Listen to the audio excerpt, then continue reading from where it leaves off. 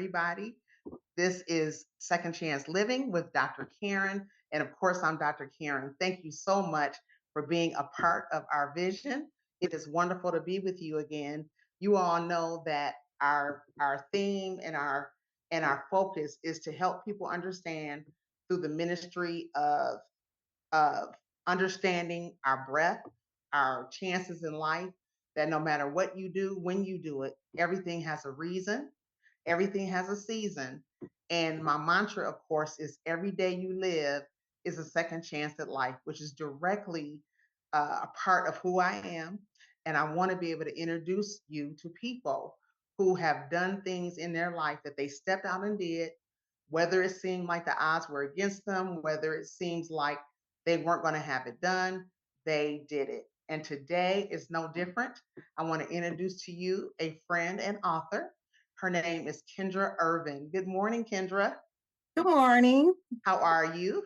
I am doing well. Good. And listen, I guess I shouldn't have said good morning because someone may be watching us in this night, but hello, everybody, and hello. So, I'm really, really excited to have you. And I want to jump into where you are and your writing. I offer a coaching session called There's a Book in You. And people don't really understand that what you're living inside yourself is always something that could be put on paper. And it's part of the reason why people are asked to journal by therapists and coaches. Like I ask people to journal, and your life story, there's always something. It may not be as drastic as you think other people need to know, whether it's how you raised your children, whether it's a move you thought you couldn't make, a new position, it's always something. So I want to talk to you first about how you knew that you had a love for writing and what age did you start writing? Well, that's kind of a funny story because I really never liked writing when I was in school, in the high school. I would take English lit and we had to do poetry. It wasn't until I was about ooh, in my mid 20s. Um, I was in church one day and we had a guest speaker, and something just, you know, popped on in my head. And after that guest speaker, God sent me a poem. And from that day forward, I started writing. And it was then that I was like, this is a gifting that's been in you all along. Because in college, what my teacher used to say to me is, you do so much better writing when you don't think. Like there's a difference in your writing. When you think, it gives you time to manipulate what you're writing. But when Mhm. you're not thinking, you write exactly what you feel. And I Yes. look back on that. And so once I started writing poetry, it was just a matter of write what you feel. And I think Mhm. that came from also just me going through things in life and not being able to verbalize it. Sometimes Mhm. it's easier to write on paper than it is to speak it or tell anybody what you're feeling.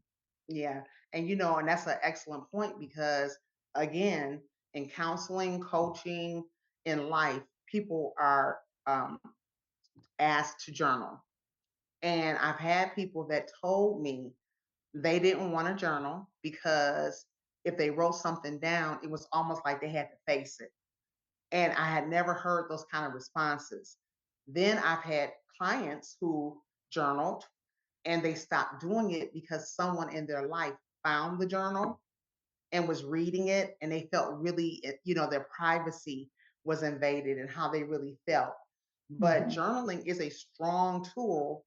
And I tell people once you journal for a while, you don't know, you may have a full book that you could put together. And that is something that's really, really great. So I, I mentioned that I have a program called There's a Book in You. And people don't understand that they're able to heal, they're able to forgive, they're able to forgive themselves. It's a lot of different things people go through, especially in trauma cases in their life. And Yes. so your book, Reflection of the past, recognize and release. Let's talk about that title first. Why did you choose that title? I chose that title because if you don't recognize that you've been traumatized in some way, shape, or form, then you won't be able to release it. Hmm. So you have to kind of go back. And I think part of that was through my journaling, just recognizing, things that have impacted me. One of them being my parents divorced when I was 12. And I didn't realize how much of an impact that had on me. And there is a poem in there where, I reference how I felt, at that point in time. And then there was a time when, I would be teased. And at the time, you kind of ignore you brush it off and you laugh. You Hmm. laugh at yourself with everybody else, but it really has an impact on you when you think about things later in life. So as I was journaling, going through the process with you, some of those things were coming up. So I just felt like, I'm now recognizing that these things have bothered me. So now I can release it, and I'm releasing it through my writings. But I'm coming to find out, the more people read my book, they're like, I feel the same way. I never thought anybody felt the same way, that I was feeling. So I feel Hmm. like that's helping them also look at things that have gone on with them and kind of finding themselves in one of the poems somewhere. Oh, sure, sure. And I just want to go back for a second to have you speak to, by me having to work with children for so many years. I worked K through 12, and then a lot of people I work with now, they're having problems with their teenagers and they're acting out, and a lot of times it comes because of a divorce or separation in the family. It could be a death of a parent, but the divorce really is a hard thing for people to get through, because I noticed a lot of children felt like it's their fault. No matter what happened, they feel like it's their fault, or they feel that trauma of that separation of not having both their mom and dad or their parents in the home. Mhm. What would you say to someone who is experiencing that, because you have? What would you say to a teenager or a parent that is looking now about that situation? First, I would tell them that it definitely is not their fault, that things happen in life where two people just can't be together anymore. Um, does it hurt? It hurts a lot. But at the same time, I also want them to know, express your feelings. Let your parents know how you're feeling, because they may think that you're okay with it. Because I know even with watching, television shows, when there's a divorce happening, the child say, "Oh, well, that's fine, mom and dad. I mean, I know you both love me and I know things will be okay," but really that's kind of masking your hurt. And then Hmm. you go off to another room and you break down. Okay. So you're pretending to be okay because you don't want to let your parents know exactly how you feel. And I feel like internalizing that, it just kind of makes things worse. And that's, to me, kind of the thing that causes a person to act out, and then they can't be themselves. Okay. So I, Okay. I would definitely say, if you can't talk to your parents, find a trusted adult, see if you can go to counseling so you can express really how you feel. And at the same time, journal. Journal is really important. Hmm. Journal is really important because you'll be able to, just spill out of your heart. This is Hmm. really how I feel. I'm really hurting. Yes, I'm saying I'm okay, but really, I'm not okay. Hmm. Yeah.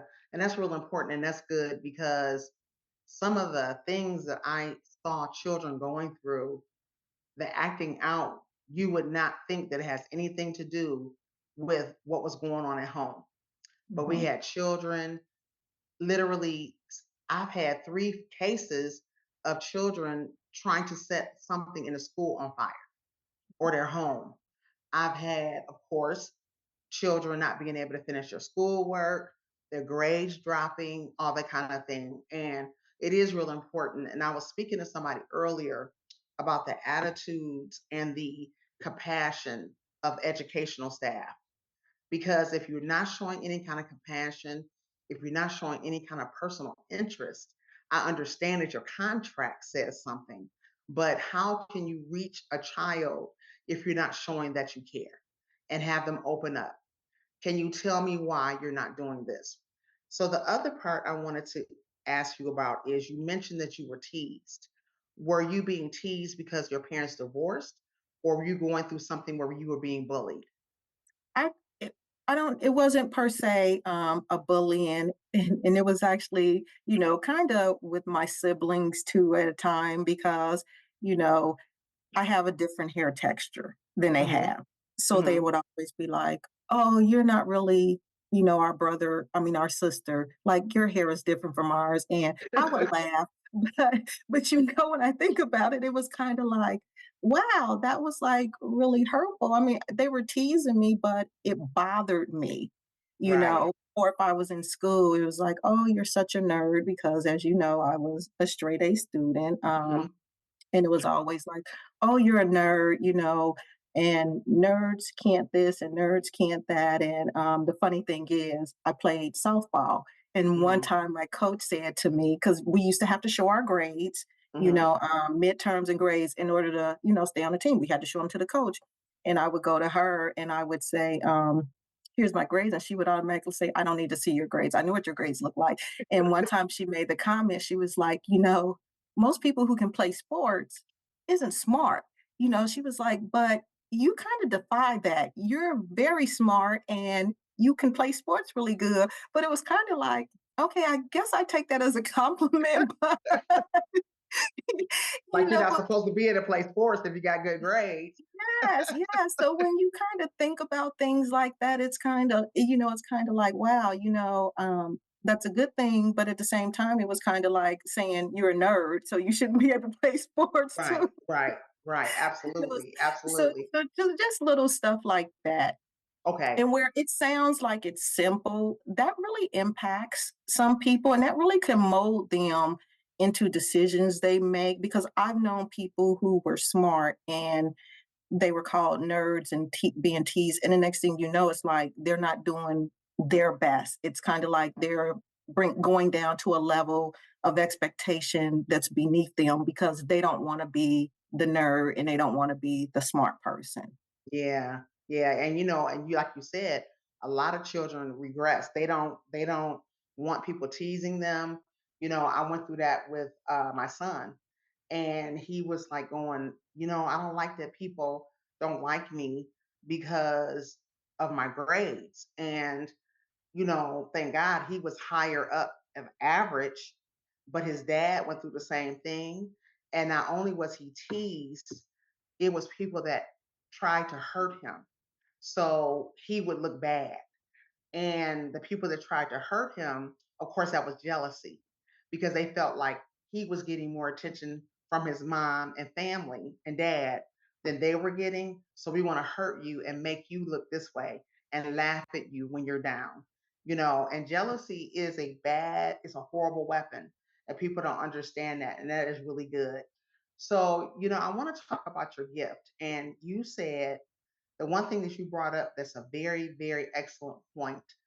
You know that God gave you that gift and God sparked it in you during a church service, during a ministry service. So, for people to read your book and they said, I felt the same way, do you think about some days that, okay, God brought me through all of this, even the healing, even the crying, because when you write your thoughts, you cry, you relive it. Do you ever think about the fact that just because of God having that gift inside of you, now you are helping so many others? I actually do. I do. And to have someone, read my book and then say, that poem really helped me. I never thought of things that way. It's Hmm. it's very touching, and it's like that's, my purpose coming out. Like I believe that's my purpose. It's for me to, help people heal. And it's Hmm. through my writings. Hmm. And I feel like that kind of puts me in a headspace of walk in what God has called you to do. I think that's the hardest thing for people to do is to understand their purpose and actually walk in their purpose. And some people understand their purpose, but then they're ashamed to walk in their purpose because I remember when going through the book with you, my whole thing was like, I don't want people to know what I went through, people are going to be trying to guess, was it her that went through it or was it her friends or who was it? Because as you know, and I mentioned how it's kind of this the poems that I write, they come from many different sources. They come a Mhm. lot from me, but it's from things that other people have shared that they have gone through. That we have talked about or that we went through together. And it was like, I don't want people to know if that's me. So Right. I think you have to come to a point when you're walking in your purpose that you have to share some things that may be uncomfortable for you. Mhm. And if you Mhm. don't, how can you help another person? So I think Mhm. that's the key thing. Absolutely. And, I have to tell everyone that I was able to work with Kendra when she was working on her book. And she did. She had many days. She didn't want people to know what it was. This is what happened to me. And she kept repeating certain things. And I said, what God showed me about your poems, about her poems, was they were going to be tools for healing. And the one thing I saw was the same thing I had to go through writing my book. You have to be willing to share. And it takes a healing, like you said, in your purpose. It'll take a healing because if you want to help somebody else, you have to be honest with your feelings. And if you know that God has called you to do it, He's going to give you the words to speak to someone who comes back to you and says, this really helped me. So that was part of our coaching experience. And really it was very hard for Kendra, for this author. She was very upset when I would ask her to do things. I would send her homework and she would send me answers back like, I don't want to do it. I'm done. I'm done. And I said, but you can't write a book until you're ready. And I could have helped her with the book all the way through, but God was using me in a ministry that I have of healing to help her move to that next level. And it was like He was showing me what I didn't know exactly what it was going to be, but what He was showing me in her is that she needed to be healed to do what she was going to do. So in your writing, I know that there's a lot of powerful, powerful words that are spoken, and the poems aren't 99 miles long, but a person is able to read it and feel exactly what you want them to feel. Something that came out to me is the poem that's in there called The Eyes. And I Yeah. know that's very powerful because for me, for inner healing therapy and different things I do, understanding the spiritual side of us, the Hmm. eyes are the key. It's the key to our soul, what we see. And read for our audience the eyes, and then I want you to just tell us where that came from out of you. Okay. The eyes. The eyes are very unique in their own special way. They oftentimes reveal how I feel on a given day. They're the portal to my soul, guarding all I hold inside. They sometimes tend to betray those things I try to hide, not only from other people, but from myself too. For I have a lack of self love. I realize this to be true. Because standing in the mirror, my eyes wouldn't let me see, for every time I tried to look, they turned away from me. Wow. Okay. So can you tell our viewers what that came out of? And I know kinda, but just I want you to express where that came from. um, so that came from the homework you had me doing, Mhm. looking in the mirror and saying, I am beautiful, 3 times in a different manner. And given it seemed simple, but when I tried to do it, I actually broke down crying because when I really looked at myself, I felt like I didn't like what I saw. So it was hard. And I think I text you right after and said, yeah, I can't do this. Mhm. you know, and it just kind of showed me that somewhere within myself, I had, I didn't have the self love that I needed to have. Mhm. I did not feel like I saw myself as beautiful. Um, I didn't feel like other people saw me as beautiful. But I think the key thing was most of all is how I was perceiving myself. I Mhm. felt like that, I was lacking self worth. I really was Mhm. at that point in time. And Mhm. it was a struggle to see myself any other way. Yeah. And you know what? The thing is, she did text me and she was like, nope, I can't do it. And then when she did it, I said, you got to though. And then when she did it, the journal that she sent me from that homework assignment was really powerful.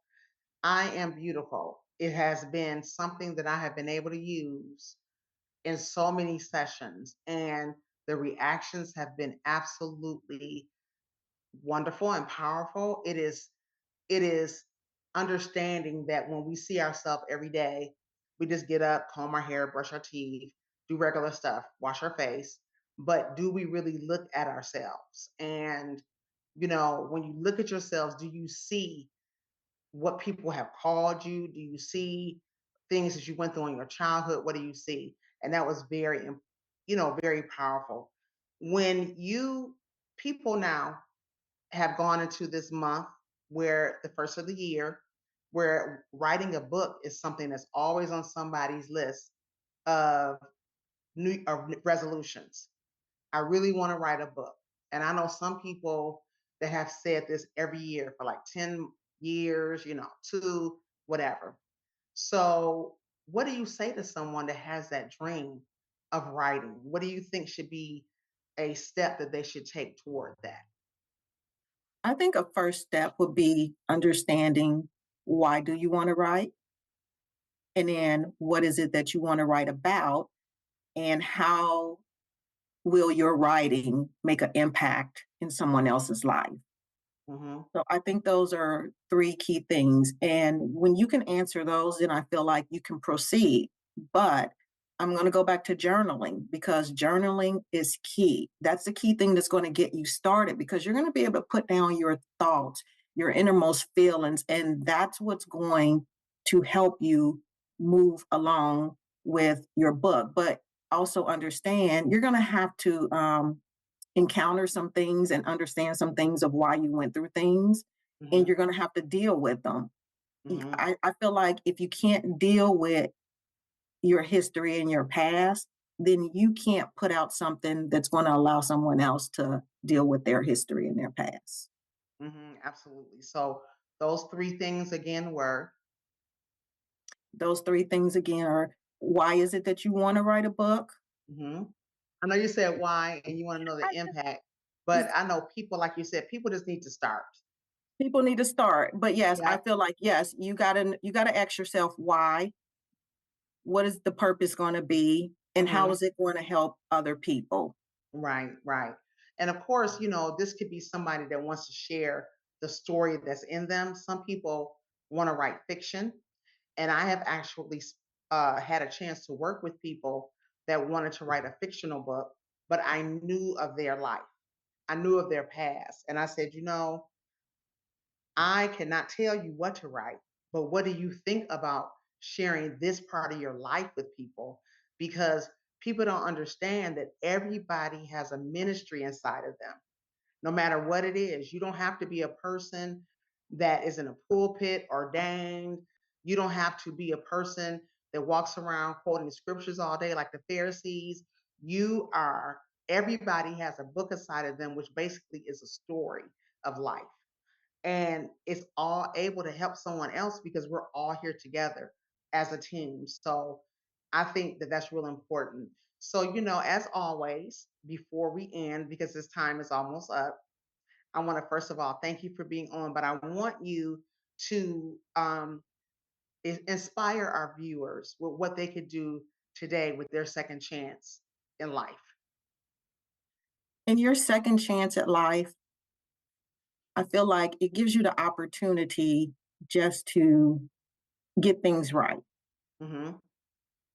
Go back, look at what God has spoken over you. Look at what your purpose may be. Understand what your purpose may be.